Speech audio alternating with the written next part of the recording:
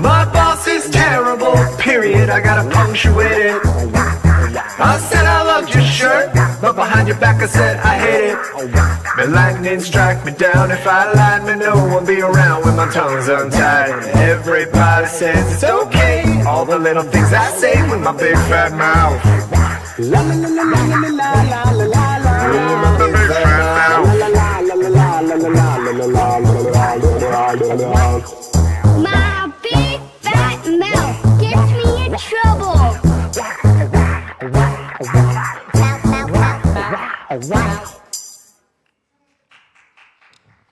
All right, yeah, let's do that. That song. I'm so glad I won't have that song in my head anymore after today. Well, good morning again. I am super excited about getting back up here, but I know we have talked this month quite often, but can we give Pastor Jason a round of applause for the past couple of weeks?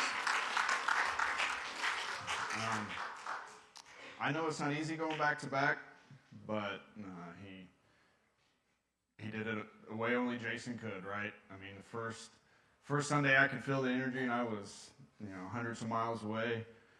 And then when I got back, it was really nice to be able to come back and just enjoy listening to him. And honestly, I kind of took Sunday off. I was here drinking coffee. I mean, he even told me, hey, just doing nothing, drinking coffee. But I'd say we make a pretty good team, I think. And I think we've done pretty well this month. But this is week four, my big fat mouth. It's the final week of this series, and I've absolutely loved some of the messages that I've gotten from people. Maybe it's an electronic message, or maybe it's a verbal message, and some people have reminded me, have you listened to this sermon series at all? And at first I'm thinking, wow, that's pretty awesome. Like, they're asking me if I've listened. That means they're listening. And then I'm thinking, wait, maybe I'm acting like that. Or just like Jason and I were talking this morning, it's as you're preparing these messages, was this sermon series for you guys or was it for us? Because often it seems like we're talking about us, right? And it's like, God, just come on, help me out here. But they've been great. And a lot of times as pastors, we don't know if it's impactful. We don't know if anybody's actually listening. And so we do get those messages, even if it's to remind us what we're supposed to be doing. So it's really nice, right? And also it's sometimes when we challenge ourselves to take inventory of ourselves, it can be difficult, right? It's not necessarily always that easy. It's not necessarily fun. But, and even Pastor Jason last week asked everybody to be vulnerable and stand up to their faith, stand up for their faith and for their belief. And I just want to say, just standing back there, it was really powerful to see everybody stand up like that. It's awesome. And I always have a lot of gratitude for being here on a Sunday, but at that point in time, I was really thankful for the Holy Spirit being in here that particular Sunday last week, and it was really powerful. But so the week prior, I had talked about the first week of this series. I talked about complaining, and then Pastor Jason was talking about criticizing, or no, he was talking about lying. Excuse me. And so as I was reflecting on complaining. We had listened to Pastor Jason on the stream. And so now I'm standing at Orange Beach, Alabama with my family. And I'm standing in this little kitchen dining room area. And you could guess it, I was complaining. And I was gossiping. Now, in my defense, I was talking to my wife. And, not only is she my counsel sometimes, but she's my sounding board. And there's even times that I will tell her, you don't have to listen. I just need to get this off my chest, right? And there's a lot of people who would say, well, that's very healthy. Okay, maybe, right? But, so I'm standing there and I'm talking to her, and I'm complaining, I'm gossiping. And just a few feet away, there's a beach. And just a few feet away is one of my favorite places in the entire world. And almost everyone that I love is just a few feet away from me. And I'm gossiping. And I'm complaining. Now, you know what Jesus says, okay? For where 2 or 3 gather in my name, there I am with you, or with them. So there I am, there we are, gathered together with gummy candy and pizza, discussing my opinions and my disinterest about certain things or certain people that's, going on. And then, you ever have that feeling like someone's looking at you? Like, someone's really looking at you. And I know 'tis the season, right? Santa Claus is always watching, but like, it really felt like someone was peering deep into my soul. So I'm standing there, and I look over, and there's Jesus. I'm not kidding. I'm not joking around. My oldest daughter had brought a friend on vacation with us, and she brought a stuffed Jesus, almost like this teddy bear. I'm standing, my wife's here, I turn and look, and Jesus is right there staring at me.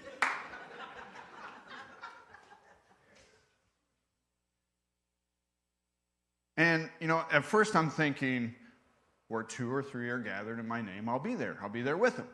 So I'm thinking to myself, Kelly and I were talking about church stuff. We're talking about, how great things are. And then the conversation goes south, right? So Jesus shows up, and he's thinking, this is going to be great. I got a good conversation going on. And then here my big fat mouth starts, and then he's looking at me. Not really with an angry look, but more of a, I'm disappointed in you, Jeff. And then there it is, right? There he is, just looking at me. And I'm sure you guys can relate. But October has been, I think it's been the best. It's proven to have been the best. And I have loved to have been able to spend this month with you guys and proven that we can make October the best. And I'm thankful for our teams here at Tribe. I'm thankful for my family here. I'm thankful for the pastoral team here that we have. And obviously, we never know what tomorrow is going to bring.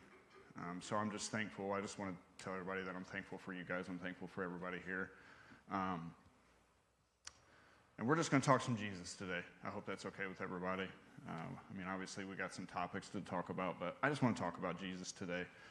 And if you've missed, if this is your first week here, and if you've missed any of the weeks here, I recommend you go back and watch. But we started with complaining, then we moved to lying, criticizing, and now we're wrapping up with gossiping. And just like the other weeks, just like we talked about, we all know someone, or that someone could be you. We all know someone that lies. We all know someone that criticizes. We all know someone that complains. We all know someone that gossips. And even though I can't see a lot, I can see the elbows, like, it's you. He's talking about you. Or I can even hear the whispers, like, hey, you should be listening right now. Now, everyone, I need you to remember that, yes, we are the church. And this is a building. This is a church building, so we should always be honest. But some of us like gossip. Some of us like gossip. Like, ooh, did you see what she was wearing? Or, ooh, can you believe what that Pastor Jeff just said? Ooh, can you believe what Pastor Fonda said about Kelly?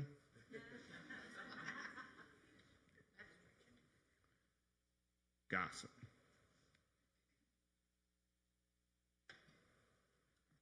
That someone, like I mentioned, could be us. And it's best just to get in front of it because, some people will say, well, I don't gossip. And then that person that they said that they don't gossip to is going to gossip about that. And then that person is going to gossip about that. And then it's just going to be this constant rotation of gossip. And then they're going to start gossiping about the fact that the pastor says people shouldn't gossip, even though you know that there's times that he gossips or they gossip. Or maybe the pastor just said gossip too many times on a Sunday. Some of my favorites are the people that say they don't gossip or they don't even like to gossip. And then when they get around certain people and they can tell some gossip or some conversations are floating or developing and they start leaning in, they get that lean in. Like, in those instances when gossiping or you want to try to listen just a little bit and you want to kind of feel like that innocent bystander walking by, not really listening. I'm like just standing there. They're the ones talking about it. God, they're the ones talking about it, but I'm leaning in just to see what they're talking about. So, I can tell you, God, you better go get your kids over there. You better get them because they're acting a fool. You need to go get your kids. They're gossiping about people. Well, how do you know they're gossiping? Well, I'm listening just a little bit. You're going to fall over if you lean over too much.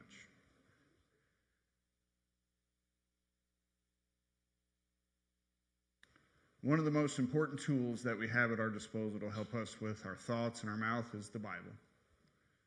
And, what does the Bible say? Obviously about gossip, there's a lot.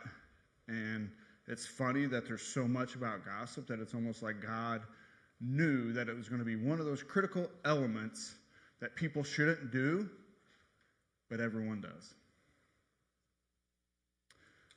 The words of gossip are like choice morsels. I like that word, morsel. Reminds me of cookies. The words of gossip are like choice morsels. They go down to the inmost parts. Another translation states that gossip is like little morsels that sink deep into the heart. That's that leaning in. The moment you hear, hey, did you hear about so-and-so? Or did you hear this? Or did you hear that?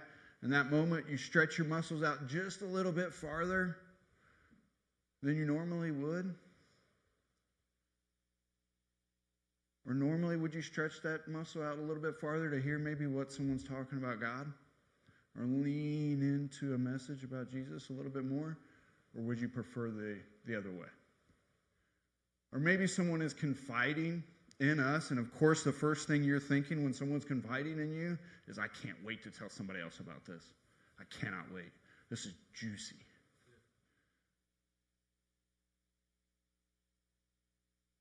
And unfortunately, we live in a culture or a society that will actually allow gossip to be one of the fastest things that travels. Okay? So check this out. The gossip will travel at the speed of what? No way? No, they didn't. And it will travel, gossip will travel across the world and back before the truth even has a second to raise its hand and say, excuse me. That fast.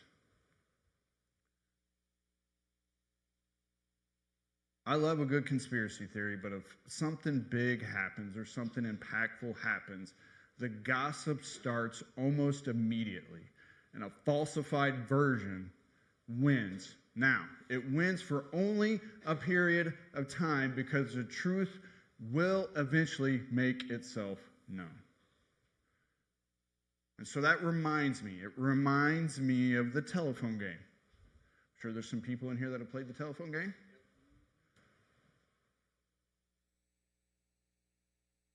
I got to be careful because somebody corrected me this the last time. But kids, before there was social media and smartphones and all that, adults had to communicate with cups and strings. That's all we had, okay? All we had were cups and strings. And if you had a friend that lived across town, you had to have 73,000 pieces of string. So you could talk to your friend with the cups and the string. And you just hoped that Mr. Johnson didn't decide to trim his bushes or something and cut your string.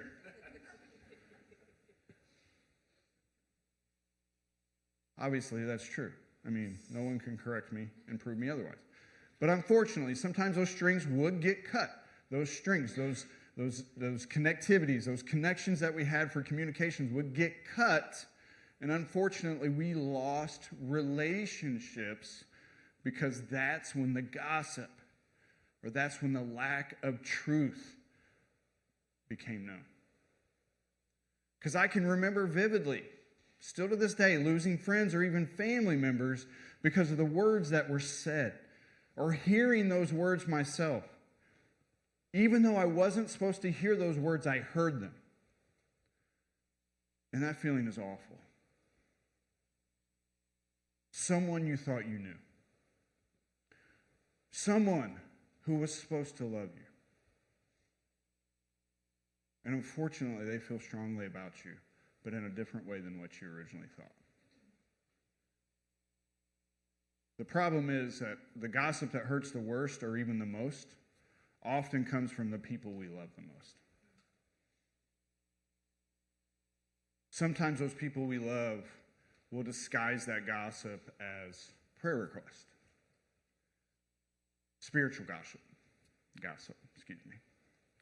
And originally it starts out as glorifying God, or to us it's just meant to just be that, a prayer or a prayer request. But then it's the questions that follow, or the little snide comments that follow. Well, he did do this with her, so that's what caused this. Well, they do these things every day. They make these decisions every day, and that's what's caused them to be struggling. So I'm really thinking they should be praying for themselves. I mean, he brought this upon himself. He made those decisions. So I think my prayers are going to be best suited for the Powerball and the Colts. Not for them. Please remember, just because you can doesn't mean you should. Just because it's true doesn't mean you should. Just because it's true and it's a part of the story doesn't mean it needs to be said. Just because it's true doesn't mean it needs to be said.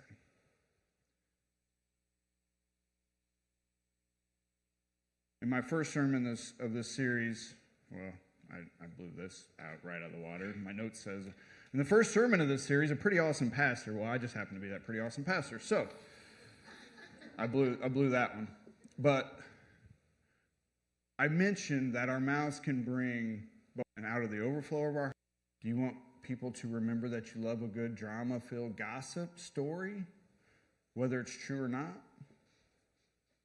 Or would you rather be known to be trustworthy and dependable? What is your legacy? So think about this. Does gossip only hurt the person it is spoken about? Before we dive into this a little bit, we're going to talk about the person that it's spoken about. So check this out. A scoundrel plots evil. Scoundrel is another word that I think is definitely underutilized. I think I'm going to use it more regularly. I think I'm going to stick it into conversations here and there. A scoundrel plots evil, and on their lips it is a scorching fire. A perverse person stirs up conflict, and a gossip separates close friends. Unfortunately, these verses sting a little bit. They hit home, right? A scoundrel caused an implosion or explosion of relationships and close friends with that evil or that scorching fire. Because if you think about it, that betrayal, the betrayal is what stings more than maybe even the actual words that are said. Maybe what they were gossiping about or what they were talking about didn't really mean anything. It was very minimal. But it was the fact that they broke your trust. And they said hateful things about you. And they turned a good thing into evil. Sometimes that betrayal of a friend can mean all the difference in the world. Sometimes that betrayal can mean life or death.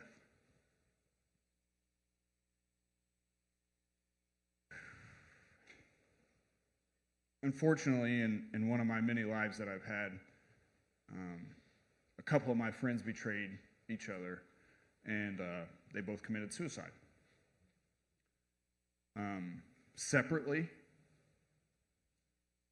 but they didn't know that each other was doing it, but it happened almost simultaneously, just within a few days of each other.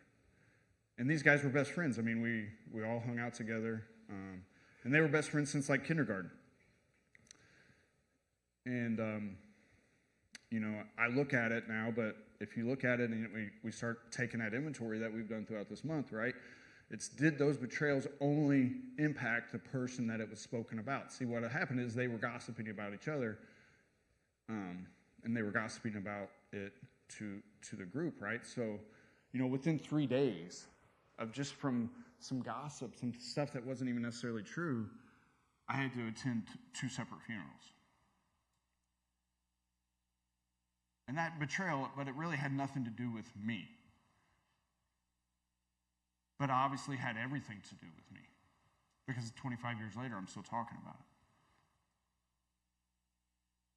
So not only does gossip hurt the person it's spoken about, it hurts the listener. Gossip hurts the listener.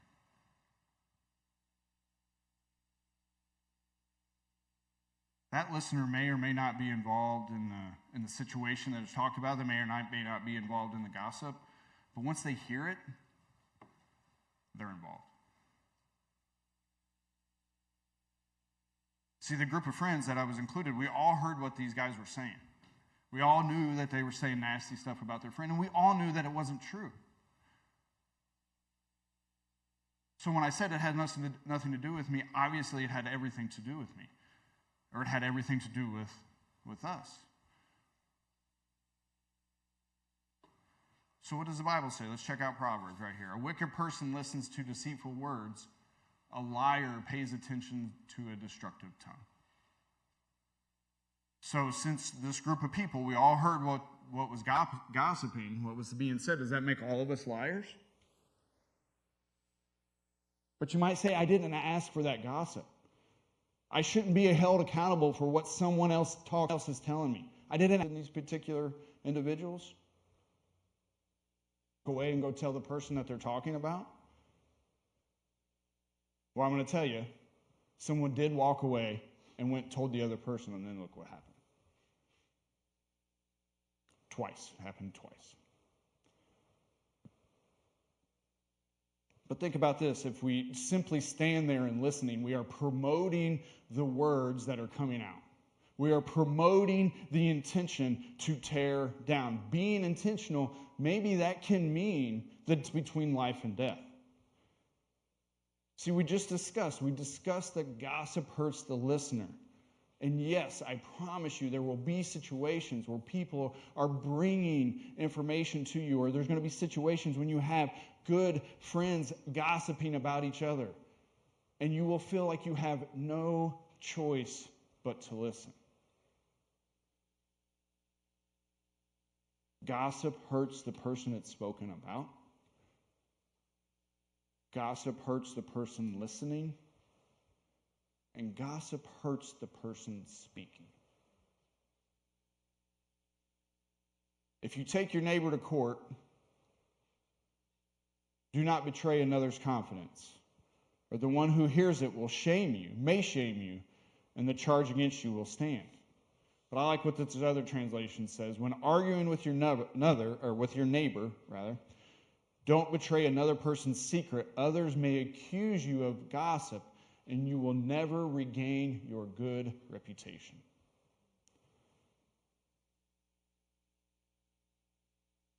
See, and I know what a lot of people would be thinking if someone's gossiping to them, they're talking to you, and it's like, well, if I walk away, or maybe if I stand up to this, they're going to start talking about me.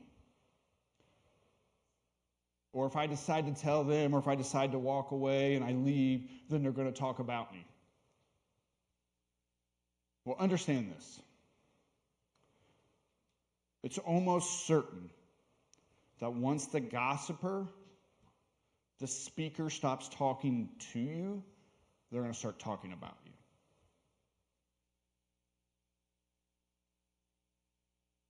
So maybe that'll just give you permission to make the right choice next time. Because if they're gossiping about somebody, they're going to gossip about everybody. I like to call that relationship awareness.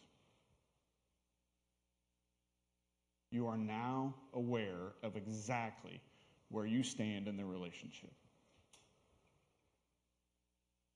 Because look at it this way. I like to like the people that I'm in a relationship with.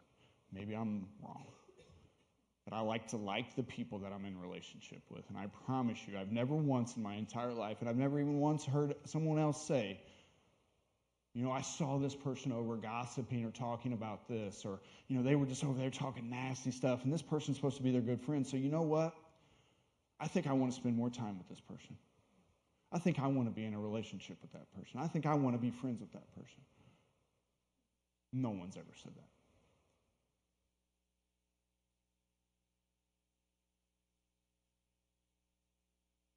When we see that, when we hear that, one of the first things we think, or at least I have, is what are they going to say about me behind my back? Or what are they saying about me? And we cannot forget about the and. This is also very important. When you're around those people that are gossipers, or they like to talk, you have to watch your mouth. You have to watch what you say to these people, because they're going to turn around and tell somebody else about it. So there's the integrity of that relationship. It's gone. The dependability of that relationship is gone. You have to watch everything. There's a legacy there. There's a legacy within that relationship. There's a legacy within that person. There's a legacy with you. We are called to be like Jesus. And I know without a shadow of a doubt that I can trust that man with my words. I can trust that man with my thoughts, and I can trust that man with my feelings. So you might ask, how can my words and my mouth be aligned more with Jesus? Maybe you've been with us through these 4 weeks and you're thinking, I want to put all these ingredients, everything that you and Pastor Jason have said, I want to put it all together and I want to do something big. I would say, let's go. Let's go. First thing, guard your ears. Mark quotes Jesus saying, be on guard. Be alert. You do not know when the time will come. He didn't just mean when Jesus returns. He meant it for everything. Always be ready. Always be ready to be on the defensive or be on the offensive, depending on the situation. And one of my favorite Bible verses, Pastor Jason actually talked about it last week. 1 Peter 5:16. But in our hearts, revere Christ as Lord. Always be prepared to give an answer to everyone who asks you, to give the reason for the hope that you have. Be ready to answer that question, because it's going to come. If you tell that gossiper that you're not interested, should we be prepared to answer why? But do this with gentleness and respect, keeping a clear conscience, so those who speak maliciously against your good behavior or reputation in Christ may be ashamed of their slander. For it is better, if it's in God's will, to suffer doing good than doing evil. So maybe you're thinking, telling someone that you're not interested in talking about that gossip or that juicy morsels that you're talking about, or simply just telling them to stop, or saying no thanks. Maybe you feel like, man, it's going to start a conflict, or maybe it's a little combative just to say that. It's just easier just to listen and then maybe say I wasn't listening. But here's an easier approach to it. Have you discussed it with the person, with whomever, or the person that you're talking about? Have you said this to them? Because I promise you they probably haven't. And that approach feels a little less, I would say, combative, because all you're asking them is a follow-up question like, have you talked to them about this? And it allows and it kind of forces that speaker to take that mental inventory of themselves, to take that mental inventory of their actions, of their words. And you have Jesus just to say thanks for that approach. Not only does he give you the exit button, he helps you build that exit button. You just hit the exit button. Here it is. God's saying, here's the exit button. Just hit it, and you're good. If your brother or sister sins, go and point out their fault. Just between the two of you. See there, right there, he's telling, go have that individual conversation. And if they listen to you, you have won them over. But if they will not listen, take one or two others along so that every matter may be established in the testimony of 2 or 3 witnesses. Another translation that I like is, if another believer sins against you, go privately and point out their offense. Privately point out their offense. Do you see what's not there? Make sure you post it online so everybody reads it. It's not there. And see, I think the NIV version is saying the same thing, but it's a little bit different. If someone sins against you, don't go behind their back and talk to others about it. Talk to the person, and then if they aren't listening, if they're not willing to compromise, if they're not willing to work with you on it, get a couple other people, try to discuss it, and try to figure it out together. And I know it seems like, well, it's advocating for gossip. No, if you're discussing your frustrations, if you're discussing how to make things better with the person that has frustrated you or the situation that has frustrated you, it can't be gossip, because you're trying to work on it with the individual. You're trying to make everything better. And if you're discussing it with the person, not only will it help you because you know you're doing the right thing, Jesus says it will help the other person. In the long run, it's going to help the other person. But also, just like I said, if they're not willing to listen to you, if they're not willing to make it better, hit the exit button and get out of there. A gossip betrays confidence, so avoid anyone who talks too much. I know there's some people out there like, man, this guy talks too much. Maybe I need to avoid him. Guard your ears and avoid. Now the next step's hard. Close your mouth. I know, it's very difficult because there's times that we can talk about go and spread. Go and tell people about Jesus. How are you going to tell people about Jesus if you're closing your mouth?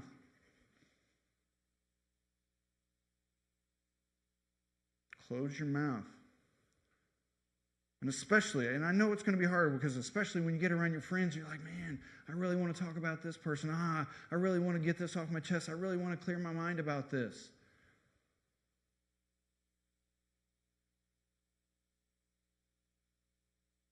Because we've sat here and we've decided something together. Now, don't leave me on an island by myself. We've all decided this. We've all decided it together. We are going to avoid the gossiper. We're going to avoid the gossiper because we're wondering what they're saying about us. But why is that? Because we don't want people talking about us. So if we don't want people talking about us, what should we do? What shouldn't we do? I guess I should say. What shouldn't we do? We shouldn't talk about them. So here we go. What's Jesus say? Do to others as you would have them do to you. It's pretty clear. The Bible's pretty awesome. I must say, the Bible's pretty awesome. If you've never heard of the Bible, If you've never read the Bible, I really strongly suggest you check it out sometime. It has everything we need to know about almost everything if you're paying attention. Now that you're around your friends and things are going on and people are discussing different things and maybe somebody wants to start slamming things or maybe you want to start slamming someone, think about this. Would you say it to them? That's all you got to do. If you're discussing something, think about it. Would you say this to them? Because why do we gossip? I've asked it a couple times. Why do we gossip? And I'm not talking about the evil or, the destructive underlyings that's held within gossip. No. Why do we gossip?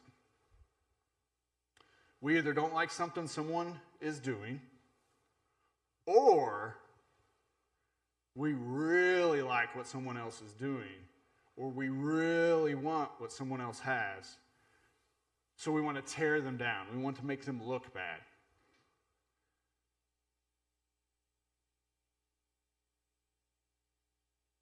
Or sometimes,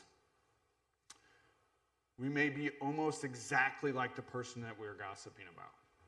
And unfortunately, we are not liking ourselves very much at that particular moment. So the fact that we are exactly like the person that we're talking about, we're almost talking about ourselves. But we won't say it to them because our destruction only goes so far. Tearing them down makes us feel better. But not only does it make us feel better, but it makes us feel better about ourselves. I often talked about when I needed to feel better about myself, I just went to Walmart. Walked around there for a little bit, came out feeling like $1 million.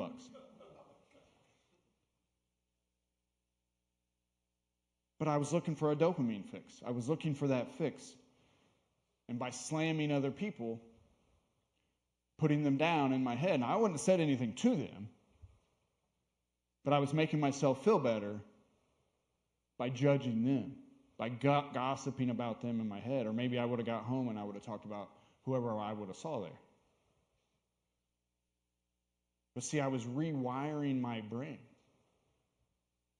You're rewiring your brain to want that. Because the more we do something positive or negative, we rewire our brain to want more and more and more. And see, there's billions of people in this world, right? Go to Walmart, there's thousands of people there. But there's billions of people in this world. So essentially, if you think about it, you have an endless amount of people to talk about. Or you have an endless amount of people to gossip about. Billions. That's a lot of dopamine. And often when we're weak, when we're at our weakest moment, we are seeking some kind of dopamine fix. We look for the next fix to make us happy. Who can we abuse to get us by now, for now? Who are we not liking in this particular situation right now? So let's focus on that negative about someone. Let's focus on that negative about someone else to make ourselves feel better.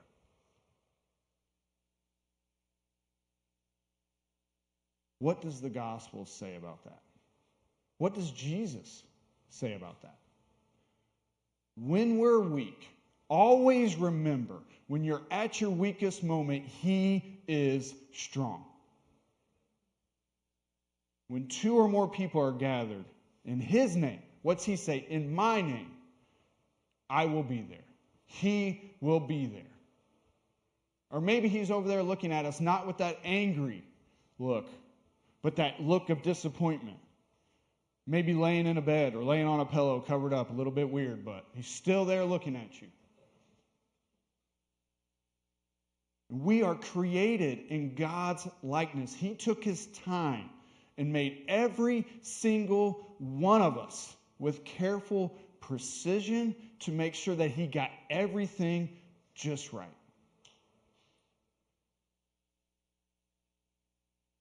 When we focus on Him, what transforms? Our hearts. Our hearts transform. And out of the overflow of our heart, the mouth speaks. If our hearts transform, it will be easier to use God's strength. And what can we do when we use God's strength? Guard our ears and shut our mouths. Full armor of God. If I turn my heart, my mind, and my soul, and my brain over to God, and everything in between, if I turn everything over to Him, He gives us those tools and the strength to control my heart and control my mouth, to shut my big fat mouth. We need to stop tearing others down. We need to stop tearing others down to try to go through life. It almost reminds me of like the corporate world, right? Who can I step on? Who can I step on to hit every rung? Like, oh, you know what? I think I'm going to step on you. I don't really like you very much. So, oh wait, you over there? Yep, I'm going to step on you when I'm on my way up. You know, you guys back there, you're nothing to me. So I'm just going to keep stepping on you until I get what I want, until I get there. I say it a lot. I can't promise a lot in this world, but I can promise you right now, stepping on other people will not help you get to heaven. I'll repeat that.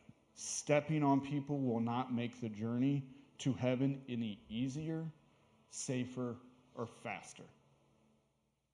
The path to Jesus does not include stepping on the people that He made in His image.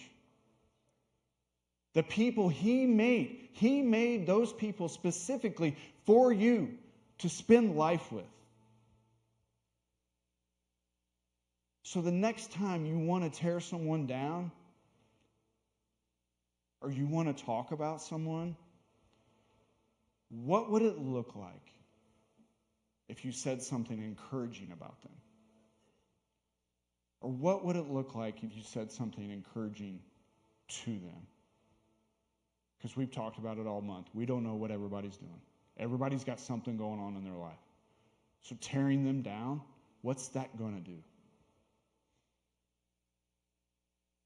And if we did that, if we did the encouraging, if we did the more positive, if we did that more and more and more, our brains are going to rewire to want that more and more. And then the people are going to start to see that Jesus thing in us. They got something going on pretty good over there. It's that Jesus thing. I think I want a little bit of it. And then they're going to want to ask those questions. And then they're going to have those discussions with you. So that means, you know what? Got to be ready. You need to be ready to answer the question why there is hope in your life. Because I promise you someone's going to ask that question. While we are guarding our ears and closing our mouths, maybe it'll give us an opportunity to let God speak for you. So this week I'm going to challenge you. With everything we've talked about this week or this month, I'm going to challenge you to go find someone. Maybe you know them, maybe you don't. And say something to them that's going to inspire them. Say something encouraging to them. Maybe it's just as simple as, I like your shoes, or you smell good, or, your smile. Something. Because we are in a season right now that, yes, there's a lot of God packed in our season. There's a lot of goodness. But, man, there's a lot of evil right now. I think we need God's strength more than ever right now. And if we're complaining, or if we're lying, or if we're criticizing, or if we're gossiping about each other. You know, one thing, and I know I'm probably over, but one thing that when I was on my journey back to faith and journey into ministry, and I would often talk about Christians or Jesus followers, and I would also say, they can't even be around each other. Why would I want to be around them? As an unbeliever, I said those things. If Jesus can't impact their life enough for them to be around each other on a Sunday without talking about each other, or without talking about each other after church, or without spending time together, why would I do it? I got some of these horrible people in this world who treat me better than they do. Think about that for a second. And that's not to guilt anybody. What I'm trying to tell you is just give people Jesus. It's that simple. When they ask you why you are the way you are, say, because Jesus loves me. It's just that easy. Let Jesus take over. I'm going to pray.